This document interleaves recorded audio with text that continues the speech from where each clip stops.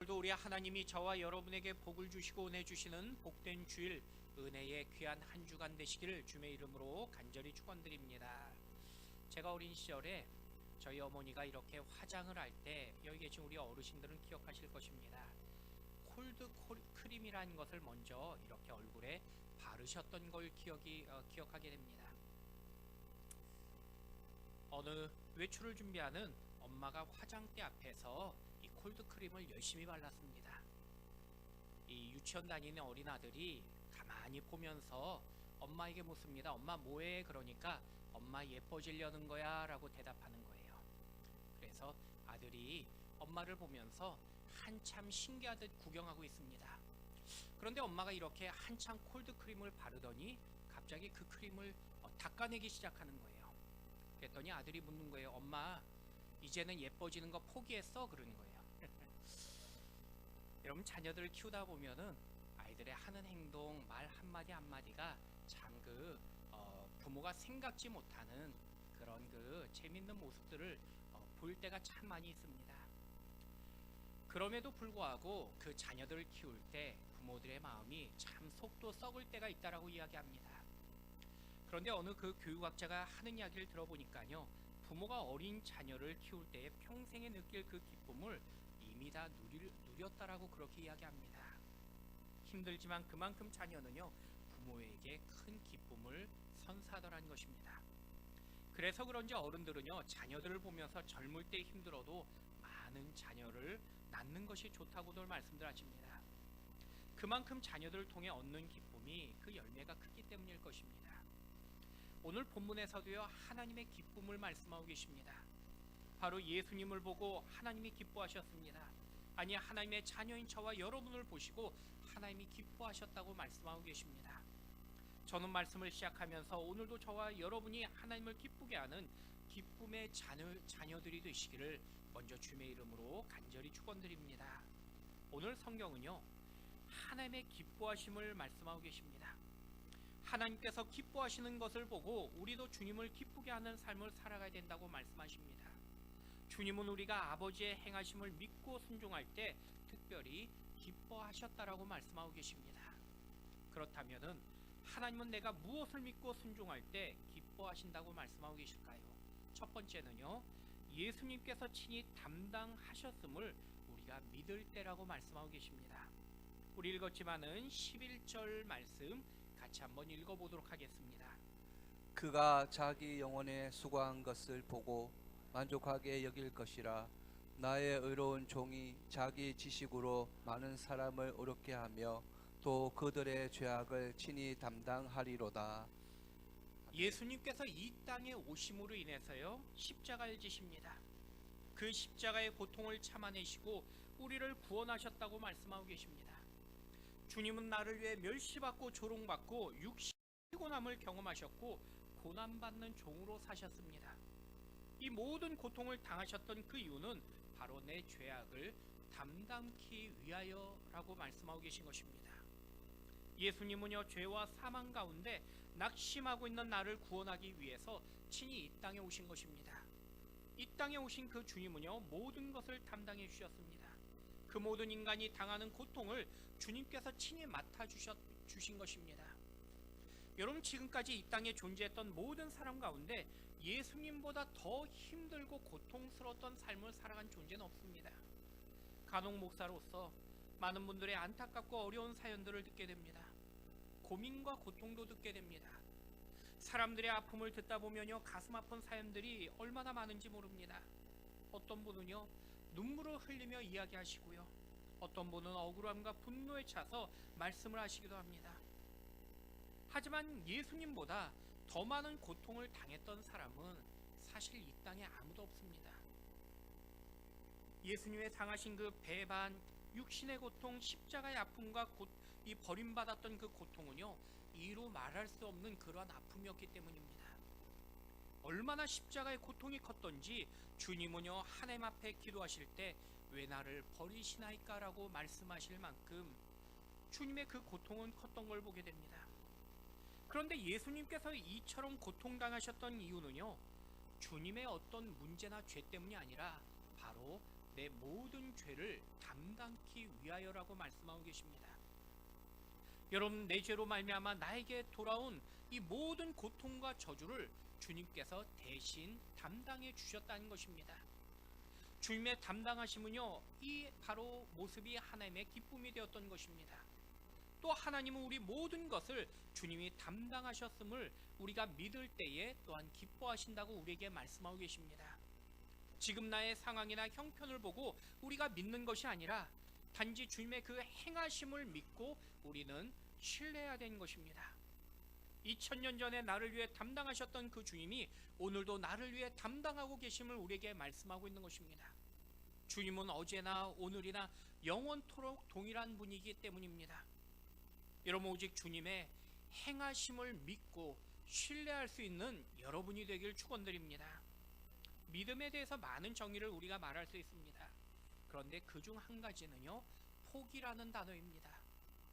진정한 믿음은요, 바로 나를 포기할 때에 가질 수 있는 그러한 그 선물이기 때문입니다. 그래서 내 생각과 내 자아를 포기하는 것이 바로 믿음의 시작이 됩니다. 오래전에 한 목사님 가정과 같이 이 대형마트에서 장을 본 적이 있습니다.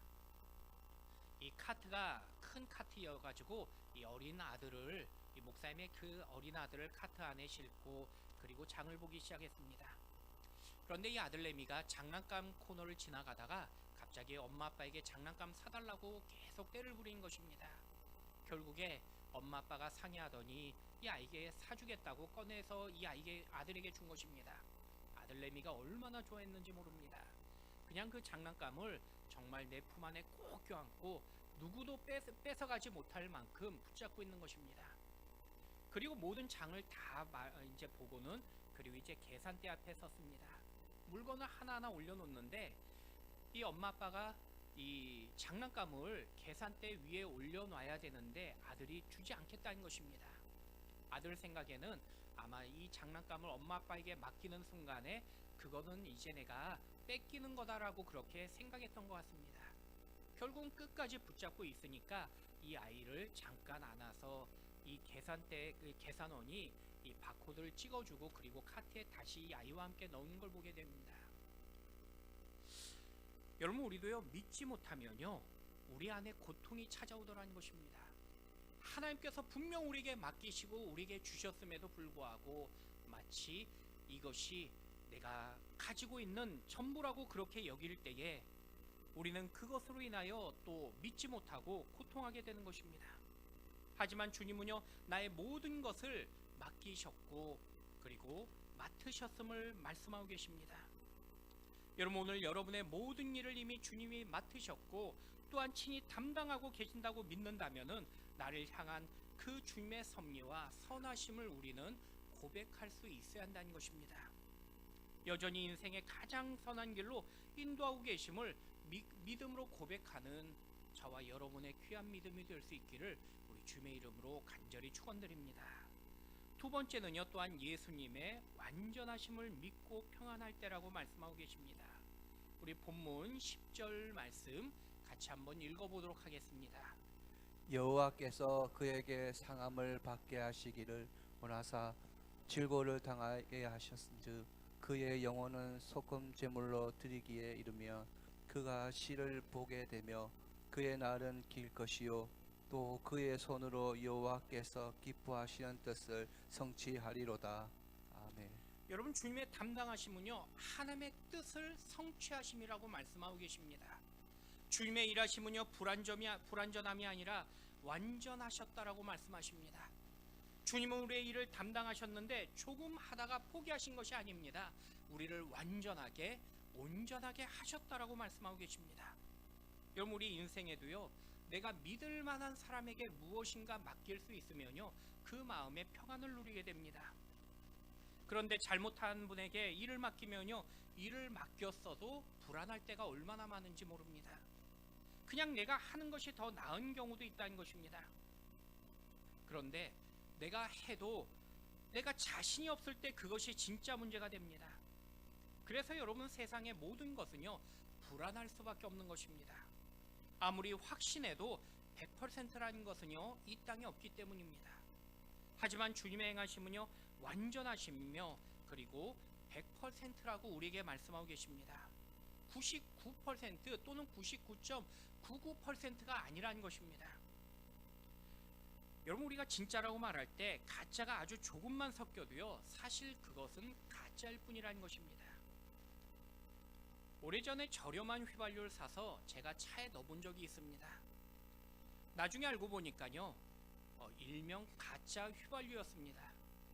그런데 가짜 휘발유 사장님이 저에게 말씀하신 것이 가짜 휘발유라고 말할 때에 그 어떤 공업용 기름으로 만들어낸 그러한 어떤 그 기름이 아니라는 것입니다. 진짜 휘발유에다가 이 다른 성분을 조금 탄 것이 일명 사람들이 말하는 가짜 휘발유라고 말하는 것입니다. 가짜 휘발유라고 부르고 있지만요 80% 이상이 진짜 휘발유가 들어가 있는 그러한 성분이라는 것입니다. 그래서 가짜 휘발유에 가장 많이 들어간 것은 이 아이러니하게도 진짜 휘발유 성분이라는 사실을 그때 처음 알고 들었습니다. 하지만 사람들은요 그걸 보고 가짜라고 말합니다. 진짜에다가 가짜를 단 1%만 섞어도요 그것은 가짜가 되기 때문입니다. 여러분, 여기 강단에 깨끗한 물이 있지만요 여기다가 흙탕물을 한 방울만 넣어도요 이 물은 결국은 흙탕물이 되어버립니다. 여러분, 우리 인생에 아무리 우리가 하면요 완전해 보이는 것 같지만은 그러나 그것은요 이미 불완전한 우리의 삶이 되어버린 것입니다. 그런데 이런 불완전함에는요 결코 평안함이 없다는 것입니다. 하지만 주님이 하시면요 완전하다고 말씀하고 계십니다. 완전한 주님께서 행하시면은 그 삶에 기쁨과 평안이 오는 것입니다. 여러분의 인생은요 내가 하는 것이 아니라 완전하신 그 주님께서 우리를 행하시며 그리고 그 완전하신 그 주님께서 행하기 때문에 우리는 평안을 누릴 수 있다라고 오늘 약속하고 말씀하고 계신 것입니다. 여러분, 이 땅의 세상에 오늘날 불안과 그리고 염려가 가득한 이 시대 속에서 주님 주시는 참된 평안을 누리며 또 주님의 그 온전하심을 누릴 수 있는 저와 여러분이 되시기를 우리 주님의 이름으로 간절히 축원드립니다. 마지막 세 번째는요 이제는 예수님처럼 우리는 담당하며 기도할 때라고 말씀하고 계십니다. 우리 12절 말씀 같이 한번 읽어보도록 하겠습니다. 그러므로 내가 그에게 존귀한 자와 함께 몫을 받게 하며 강한 자와 함께 탈취한 것을 나누게 하리니 이는 그가 자기 영혼을 버려 사망에 이르게 하며 범죄자 중 하나로 헤아림을 받았음이니라. 그러나 그가 많은 사람의 죄를 담당하며 범죄자를 위하여 기도하였느니라. 아멘. 그리스도인이 된다는 것은요 여러분 주님께 모든 것을 맡기는 것을 의미하는 것입니다. 더불어 주님이 주시는 이제 새로운 사명의 짐을 주님과 함께 지는 삶을 또한 뜻하는 것입니다. 주님은 나와 같이 짐을 지고 동행하신다고 말씀하고 계십니다. 내가 연약해도 문제가 되지 않는 그 이유는 나와 동행하신 그 주님은 강하고 능력 있는 하나님이시기 때문입니다. 여러분, 우리는요 주님의 은혜와 주님의 지혜로운 모든 것을 담당하는 이제는 믿음의 사람이 되어야 함을 성경은 말씀하고 계십니다. 주님은요 나를 향해 주님과 함께 담당하자고 오늘도 말씀하고 계십니다. 그래서 주님은 우리에게 우리의 십자가를 지고 주님의 그 길을 따르라고 명령하며 말씀하고 계신 것입니다. 우리는요 주님과 더불어 십자가를 지면은 주님은 우리의 십자가를 대신 지시고 우리 십자가를 함께 붙잡아 주십니다. 그래서 우리는 우리의 십자가도 감당할 수 있다라고 우리는 고백하게 되는 것입니다. 여러분, 우리에게 맡겨진 십자가를 우리가 잘 져야 되는데 그 십자가를 잘 지는 비결이 바로 잠잠하며 인내하며 기도하는 그 기다림이라고 말씀하고 계신 것입니다. 우리 7절 말씀 같이 한번 읽어보도록 하겠습니다. 그가 곤욕을 당하여 괴로울 때에도 그의 입을 열지 아니하였으며 마치 도수장으로 끌려가는 어린 양과 털 깎는 자 앞에서 잠잠한 양같이 그의 입을 열지 아니하였도다. 여러분, 십자가에서 주님은요 어떤 변명이나 불평이나 원망을 하지 아니하셨습니다. 아니, 다른 사람을 누군가를 공격하지도 아니하셨습니다. 우리 주님은요 불의한 재판에서도요 입을 열지 아니하시고 사람들의 비방과 조롱에도 주님은 입을 꾹 닫고 계셨습니다. 지금 주님의 고통을 통해서 하나님의 그 구원이 진행된 것을 알고 있었기 때문입니다. 우리도요, 주님을 따라고 닮아가는데 우리의 삶 가운데 어려움과 고통이 찾아올 때가 있습니다. 여러분, 주님의 영광을 위한 고통은요, 내가 겪는 그 고통 때문에 하나님의 뜻이 이루어진다라고 말씀하고 있는 것입니다. 나의 고통 때문에 누군가 살아나고 회복된 역사가 일어날 거라고 말씀하고 계십니다. 그것이 바로 주님의 영광을 이루는 고통이라고 말씀하고 계십니다. 그런 고통이 찾아오면은 우리도 예수님처럼 입을 꼭 다물고 우리는 인내하며 기도할 수 있어야 되는 것입니다. 내가 고통을 하나님의 크신 영광 가운데 이제 하나님의 그 행하실 역사를 바라보며 우리가 기다릴 때 하나님은 놀라운 기적의 은혜를 우리의 삶 가운데 베푸시기 때문이라는 것입니다. 여러분, 그래서 우리가 때로는 이해하지 못하는 그러한 어려움과 역경이 찾아올 때 우리가 우리의 입술로 범죄하는 것이 아니라 우리는 단지 주님처럼 인내하며 기도해야 됨을 말씀하고 있는 것입니다. 우리가 다른 것은 포기해도요, 주님 앞에 기도하는 것만큼 우리는 포기하면 안 되기 때문인 것입니다. 꽤 많은 여우와 겁 많은 고양이가 이야기를 나눕니다. 여우가 고양이에게 묻습니다. 야, 너 만약에 사자가 찾아오면은 너 어떻게 할래? 라고 고양이에게 묻습니다. 그러자 고양이가 대답합니다. 응, 나는 오직 한 가지밖에 몰라. 그냥 나무 위로 무조건 올라가면 되지. 그러자 여우가 말합니다. 양아, 한 가지로는 절대 안 돼. 나는 수십 가지 방법을 다 가지고 있어. 만약에 사자가 오면은 먼저 몸을 웅크려서 최대한 사자가 나를 보지 못하게 피해도 보고, 혹시 그래도 사자가 나를 보면은 그때는 또 내가 자세를 축 펴가지고 죽은 듯 하기도 할 거야. 그래도 사자가 계속 다가오면은 그때는 눈에 힘을 주고 싸울 수 있다는 것을 사자에게 보여주고, 그리고도 계속 사자가 나에게 다가오면은 그러면은 내가 이제는 발톱을 보여주면서 사자에게 겁을 줄 거야. 계속해서 열심히 설명하고 있는데 진짜 눈앞에 사자가 나타납니다. 고양이는요, 오직 하나밖에 모르기 때문에 얼른 나무 꼭대기로 올라가 살았습니다. 그런데 여우는요, 순간 생각이 복잡해집니다. 도망가야 될지, 숨어야 될지, 싸워야 될지, 죽은 척 해야 될지 고민하다 그만 사자에게 잡아먹혀버립니다. 여러분, 그리스도인은요, 수십 가지, 수백 가지의 답을 가지고 살아가는 인생이 결코 아니라는 것입니다. 우리는 우리 삶에 찾아오는 사건들, 문제들의 이유도 해결 방법도 잘 모릅니다. 하지만은요, 우리는 한 가지 방법은 분명 알고 있습니다. 바로 고개를 하늘로 들고 주님 앞에 기도하는 것입니다. 주님께 무조건 올라가는 것입니다. 오직 주님께 달려가서 기도한 것만이 우리의 정답이라는 것입니다. 여러분, 이 한 주간에 예수님께서 나를 위하여 십자가에 달리셨던 그 고난의 주간을 맞이하며 여러분, 이 한 주간 주님 앞에 기도함으로써 여러분의 문제를 풀어가시고 여러분의 삶을 또 열어가시는 저와 여러분이 될 수 있기를 주님의 이름으로 간절히 축원드립니다. 말씀을 맺겠습니다. 주님은요, 우리의 모든 것을 담당하셨다고 말씀하고 계십니다. 여러분, 주님의 담당하심은요, 완전하심이십니다. 그리고 이제 우리에게 주님의 사명에 동참하기를 원하고 계십니다. 기도의 사명, 전도의 사명, 헌신의 사명을 우리는 담당해야 되는 것입니다. 여러분, 오직 주님을 기쁘게 하는 여러분이 될 수 있길 축원드립니다. 세상은 흉한 소식을 듣고요, 절망하지만은 우리는 흉한 소식을 듣고 기도하는 인생들입니다. 여러분, 하나님은요, 어둠을 통해 우리가 절망하고 낙심한 것이 아니라 우리가 기도의 자리를 우리가 지켜가기를 원하고 계십니다. 이 한 주간의 기도로서 여러분의 삶을 열어가시고 또 하나님을 기쁘게 하시는 이 한 주간이 되시기를 우리 주님의 이름으로 간절히